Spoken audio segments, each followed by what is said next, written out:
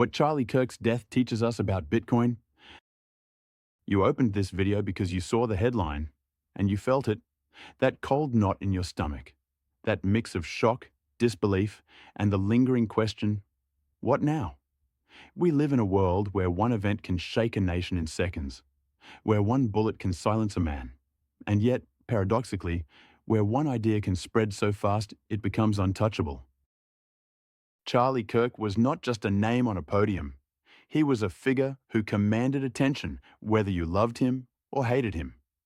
A political force amplified by Turning Point USA. A voice that resonated across campuses, rallies, television screens, and debates.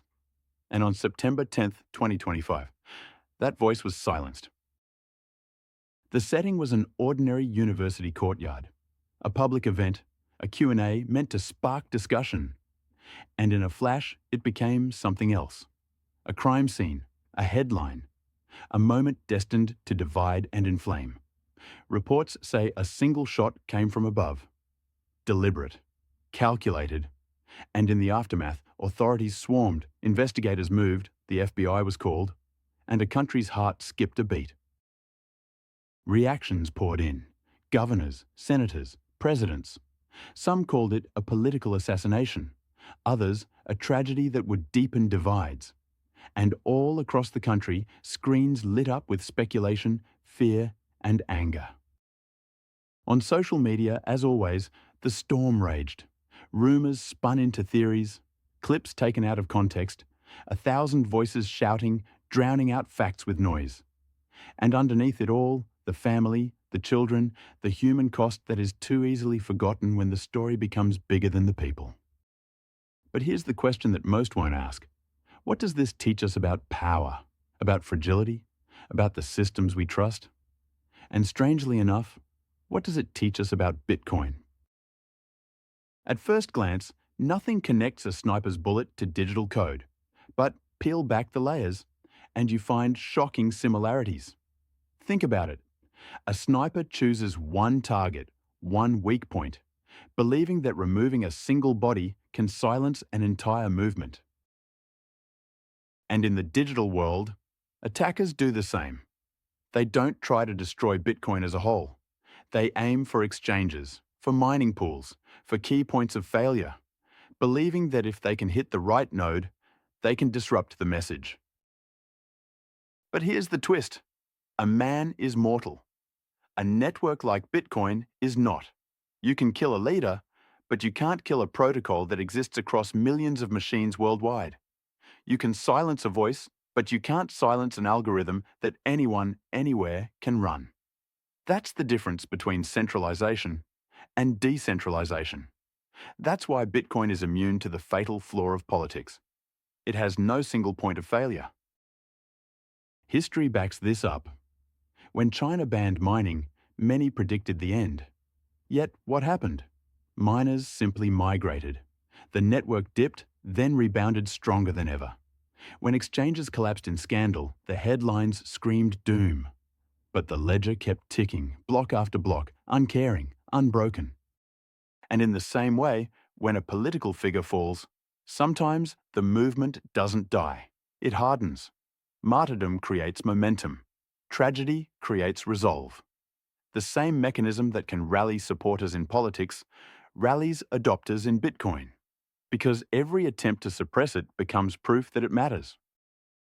Now consider the manhunt after an assassination. Authorities chase footprints, cameras, DNA. And in the Bitcoin world, investigators chase digital trails on the blockchain. Every transaction is recorded, immutable, transparent, a double-edged sword, both a lure for those who believe in anonymity and a trap, because what you do on-chain can be followed forever. The same way physical investigators build a case from fragments, digital investigators map flows of funds, mixes, addresses, and slowly the truth emerges. Suppression doesn't always look like a bullet. Sometimes it's financial choke points, regulatory blitzes, sudden shutdowns. Banks cut ties, exchanges close. Headlines call it criminal money. But each suppression has a counter effect. Innovation, migration, adaptation. New custodial models rise, peer-to-peer adoption grows, decentralized infrastructure spreads. Every attack becomes fuel for resilience. And here lies the hidden knowledge few speak about. Attack and attention are not the same as defeat. In fact, attention often accelerates adoption. Think about it. If the system wasn't threatening to entrenched powers, why bother to attack it at all? Suppression confirms the threat, which in turn validates the belief of those building the system. That paradox is powerful. It means that what looks like a weakness often disguises strength. Now, a caution. This is not to romanticize violence. Tragedy is tragedy. Families are left broken, lives altered forever. But analogy can help us see the deeper mechanics of resilience. And the lesson is this: single points of failure are fragile. Distributed systems are anti-fragile. Political figures can be targeted, but decentralized protocols cannot be assassinated. So, what does this mean for you, the listener who cares about Bitcoin? It means custody matters. Because when exchanges fall, self-sovereignty survives. It means decentralization matters. Because when one node drops, 10 more can appear.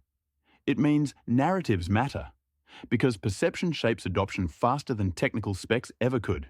And it means preparedness matters. Because history doesn't reward the panicked. It rewards the patient, the informed, the resilient.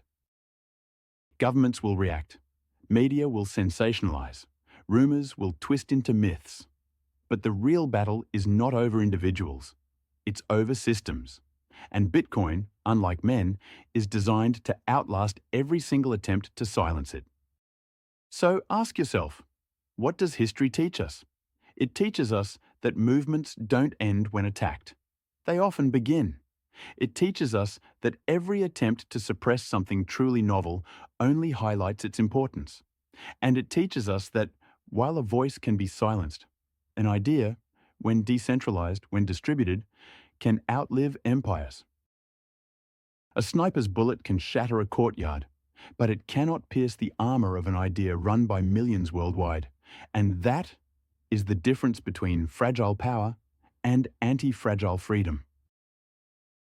If you've stayed with me this far, you see connections that most will miss. You're not here for surface-level news. You're here for deeper understanding.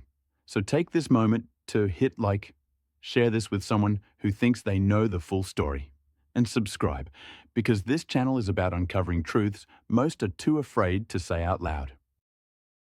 History is unfolding in front of us. Don't just watch it, understand it, and when the next headline comes, you'll know what it really means.